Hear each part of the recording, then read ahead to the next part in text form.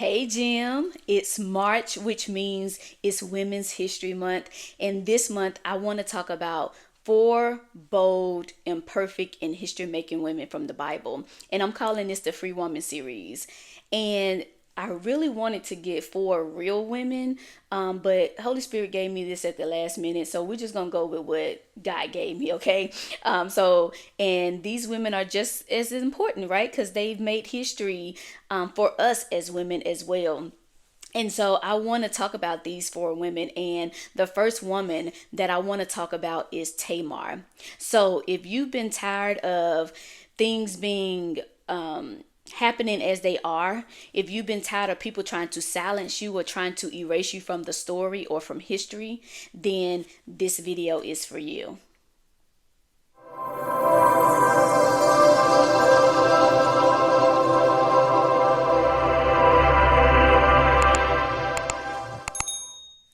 Welcome back. And if you're new here, welcome. I am D. Latoya Matthews, your Freedom Ambassador, and I am on a mission to prepare women who've experienced abortion and trauma into freedom and transformation. And you always know I say, don't gatekeep. Like, send this, share this with anyone that needs to hear it. And I'm excited about this Free Woman series this month. I got four women from the Bible. We've all heard these stories, but I just want to bring some of them to light in the Free Woman series to know that our story, we can own our stories. There's freedom in finding love again. There's financial freedom as well as walking by faith, and so having bold faith at that. And so these four women I am going to highlight this month, but this month right now I want to focus on Tamar. And if you don't know who Tamar is the daughter-in-law of Judah. And Judah, who was a son of Jacob, right? He's in the lineage. And so Judah finds Tamar to be the wife to his firstborn And so because was disobedient and wasn't living the right way, God killed him, and so he died. And in that the customary thing to do in that time was that if the husband died, then the widow was to take the brother of the family, and they were to just keep the lineage going and produce an heir for the brother that died.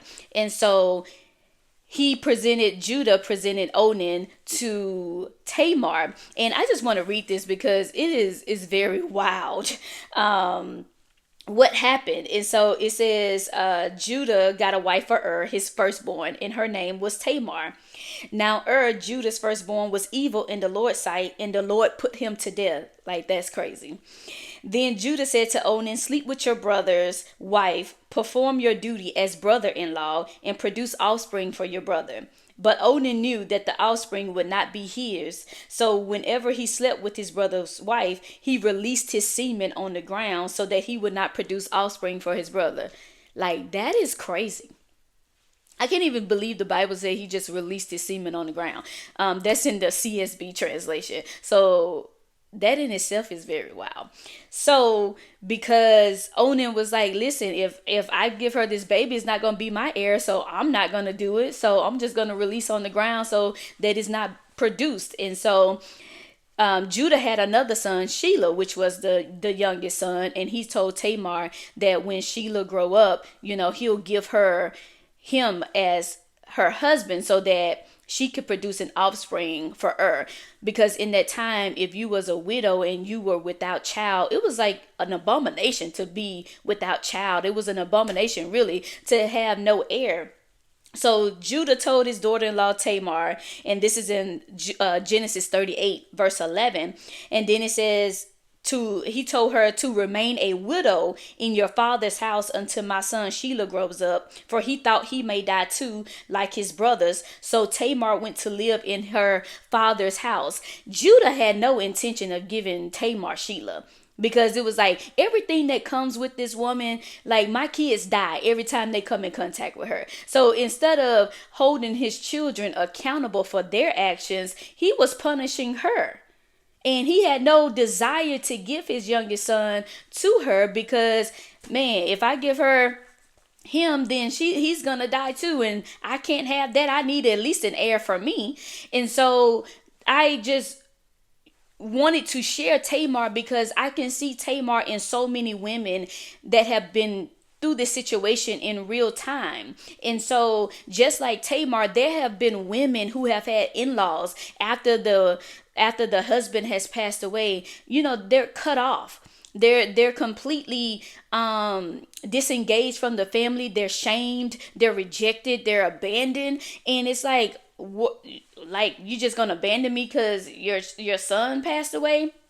And so I could just see women in these stories being put to shame. And the one thing that I want us to recognize about Tamar is that she owned her story. And so I want to give 3 lessons from that we can take from Tamar about owning our story. And the first one is, your pain doesn't have to silence you. It can empower you. Tamar could have played a victim in this situation, because Judah was like, go stay at your father's house until Sheila grows up and then I'll give him to you. But she didn't let that pain silence her. Instead, she let it empower her. She was betrayed. There was injustice on her part. She was rejected from those that were supposed to protect her. How many of you have had people in your life that were supposed to protect you, but they betrayed you? There was some injustice there. They wrote you off. They rejected you instead of protecting you. And so she didn't stay silent. She didn't accept what was. She was like, I'm about to take some action here. Okay, this is how you want to do things. Watch me work. Watch me show you how I can be in. Yes, it's a messed up situation that Tamar was in, but let me tell you, I'm going to give you, the lessons from this. But the one thing that I want you to take right now in owning your story is that your pain doesn't have to silence you. You don't have to accept what has been. And one of the ways that she didn't allow it to silence her, it says in verse 13, it says, Tamar was told, your father-in-law is going up to Timnah to shear his sheep. Listen, somebody was on the watch out, and they told Tamar, listen, your father-in-law is going up the hill to shear some sheep. And I just want you to know. And she saw Sheila there, and she saw that Sheila was grown up and that Judah had not given her her husband that was rightfully so to be hers, and he withheld him from her. And so, she said, you know what I'm gonna do? When she saw him, she said she took off her widow's clothes, veiled her face, covered herself, and sat in the entrance to Enom, which is on the way to Timnah. For she saw that Sheila had grown up. She had not been given to him as a wife. So she went out and played a prostitute. And so she took off her widow's clothes and she put on a veil. And so Judah, being, the man that he is, it says in verse 15, when Judah saw her, he thought she was a prostitute, for she had covered her face. And he went over to her and said, come, let me sleep with you. For he did not know that it was his daughter-in-law. He was sleeping with his daughter-in-law unbeknownst to him. And she was like, okay, you didn't want to give me Sheila? I got something for you.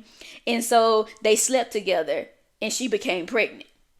And he said, you know what? I'm going to send a young goat from my flock to you. And she said, only if you leave something with me until you send it. Like, I need a guarantee that you're going to send it to me. So she devised this plan, and she said, I want you to leave something with me. And he was like, so what you want? And she said in verse 18, she said, your signet ring, your cord, and the staff in your hand. So he gave them to her and slept with her, and she became pregnant. Look, she got the receipts, honey. So if anybody came for her, she was like, I got receipts. Here's the signet ring. Here's the cord. Here's the staff. If you want to know who I'm pregnant by, just who owns these things. So she let it empower her. And so, yeah, it was wrong. But you know what? God still used it for his glory. And so she didn't let her pain silence her. And I'm not saying go get revenge on somebody that way. That is not what I'm saying. But she did what she had to do at that moment to get the promise of what was supposed to come to her. Okay, so she didn't let her pain silence her. She let it empower her. Okay, so Number two, the second lesson that we can learn from Tamar about owning your story is you have a right to stand up for yourself. Advocate for yourself. Don't just remain silent and take things as it is. Judah had the power to help Tamar, and he didn't. So she stood up for herself, and she realized that waiting on people wasn't going to help her. It wasn't going to change her situation. So she took matters into her own hands. So she refused to let people dictate her worth. She refused to let Judah dictate her worth. So she stood up for herself. She stood, what the kids say these days, she stood on business. Okay, she stood 10 toes down. And she was like, okay, this is how you want to play. This is what I'm going to do. I'm going to stand up for myself. And this is the thing that I want you to realize. You don't need permission to stand up for yourself. You have the right to stand up for yourself. You have the right to hold people accountable. So it says in verse 24, it says about 3 months later, Judah was told, your daughter-in-law Tamar has been acting like a prostitute and now she's pregnant. And he said, bring her out and let her burn to death. He wanted to burn the mother of his child. And he didn't even look at, he was already sinning. He sinned by even sleeping with a prostitute. But here he was wanting to condemn her for getting pregnant because he thought that this baby wasn't going to be of lineage to him. The baby wasn't going to be a part of his family. But Tamar, she set him up. And he said, bring her out. And so it says in verse 25, as she was being brought out, she sent her father-in-law this message. I am pregnant by the man to whom these items belong. And she added, examine them. Whose signet ring, cord, and staff are these? Judah recognized them and said, she is more in the right than I am, since I did not give her to my son Sheila, and he did not know her intimately again. There it is. She had the receipts. Sir, you want to burn me? But I got your signet ring, I got your cord, and I got your staff. So if you're going to do anything, you need to look at yourself first. Because you were the one that slept with me and got me pregnant. I'm telling you, the Bible got some tea for you. Okay? Like, you sleep with your daughter-in-law and get her pregnant. Like, come on, man. So she held him accountable for what took place. So advocate for yourself. Hold people accountable for what they have done to you. The third lesson that we get from Tamar, your story, no matter how messy it is, can birth something greater.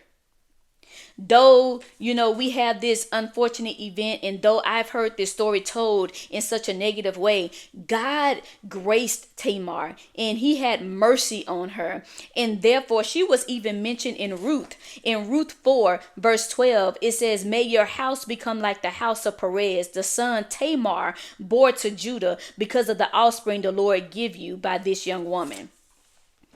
So, yes, the story was messy. Yes, she did some vile things. Yes, she did some messed up things. But instead of shame, she was set up for legacy.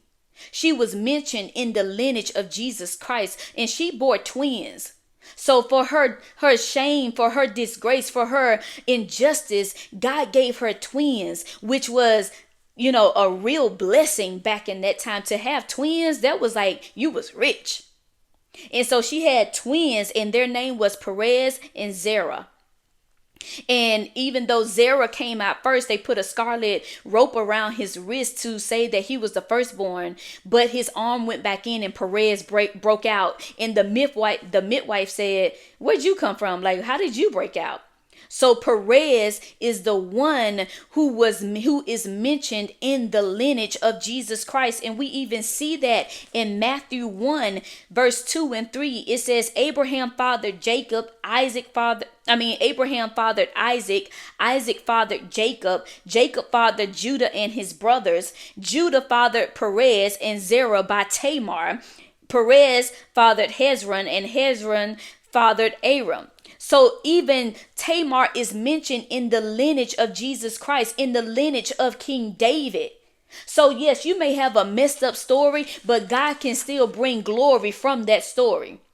God can still bring glory and bring a legacy from the mess of the situation that you have been in. So own your story. Once we place it in God's hands, He can do so much more with it. And that's what I love, because the very things that bring you pain can lead you to purpose. And I love this story of Tamar because yes, there were some things that took place that probably shouldn't have if Judah would have kept his word. But God still used it, and He mentioned her. He made sure to mention her in this. And so God can bring honor from dishonor. God can bring honor from dishonor. So those are the three lessons that we get, from Tamar when we own our story. Number one, your pain doesn't have to silence you. It can empower you. Number two, you have a right to stand up for yourself. And number three, your story, no matter how messy, can birth something greater. God has something greater in store for you with this story, no matter how bad it seems, no matter how messed up it seems. So I want you to remember this. Tamar reminds us that owning our story isn't about having a perfect past, but it's refusing to let your past define who you are. And so you are a woman of purpose. You are a woman of value. You are a woman of worth. Don't ever let your story tell you otherwise. And so if this story of Tamar resonated with you, I want you to talk to me in the comments. This is how we are starting off Women's History Month. She made history by owning her story and was able to be mentioned in the lineage of the Messiah. And so I want you to share this video with someone who needs to hear this, who needs to own their story. And let's chat in the comments. Let's talk about it, because I know that I thought that I had a messed up story, but God is still using it for His glory. And He wants to do the same for you. And so I just thank you. I just want to thank you for being here with me. And I want you to remember to be free, live free, and stay free, and be blessed. Until next time.